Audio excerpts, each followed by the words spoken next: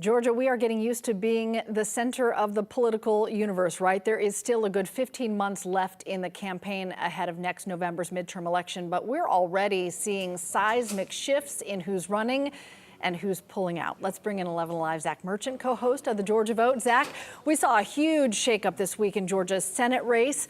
Catch us up. Yeah, we really did. And you know, we come on the show every week, and I'm running out of ways that are not cliche to say it was a big week in Georgia politics, but that's because it just keeps happening. And this was a really big development. John King, Georgia's Republican insurance commissioner, who just a few months ago announced that he was running for Senate. Just recently, maybe a week or two ago, we reported his fundraising haul. He raised just shy of $1 million. He was taking this campaign seriously.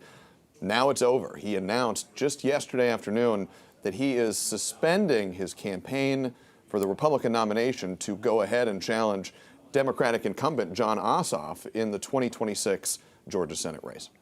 Why suspend the campaign now? You know, he said, and I want to read you a little bit of his tweet. It came out just about 2 o'clock. That's how he made the announcement yesterday. He said, "Right now it is clear there is little path forward to the nomination." So, you know, in some ways, yeah, of course, right? You don't suspend your campaign if you think there is a road forward.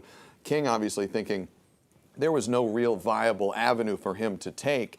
But some of our reporting in the hours following that announcement reveals that Republican Governor Brian Kemp may also have had an influence on that decision. Two sources confirmed to the 11Alive political team that the governor in recent days had been making calls to Republican candidates in the race, Republican likely candidates or potential candidates, and telling them that he was not going to be endorsing them, and instead he planned to throw his support behind what appears to be the soon-to-be launching Senate campaign of former Tennessee football coach Derek Dooley.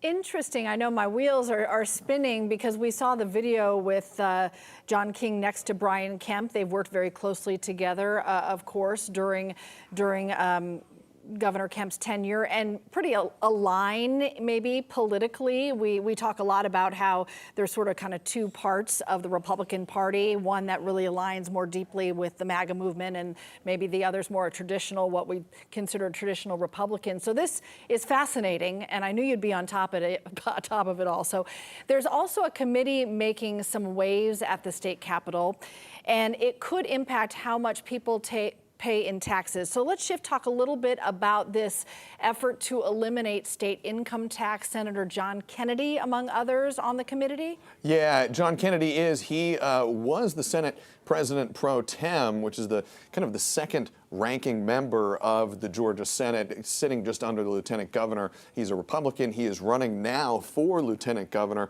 He's on this committee that now lieutenant governor and hopes to be, in his view, Burt Jones, he wants to be the state's next governor, recently spun up, targeted at eliminating the state income tax. It's a cornerstone of Burt Jones's Republican campaign for governor. John Kennedy, a Republican running for lieutenant governor, is on this committee, along with two of his other Republican rivals in the state's lieutenant governor race. And on top of that, we should mention in the state Senate, there is also a Democrat who's running for lieutenant governor. So we've got this committee going with three of the prominent candidates for lieutenant governor, plus another Democrat not on the committee, but in the Senate.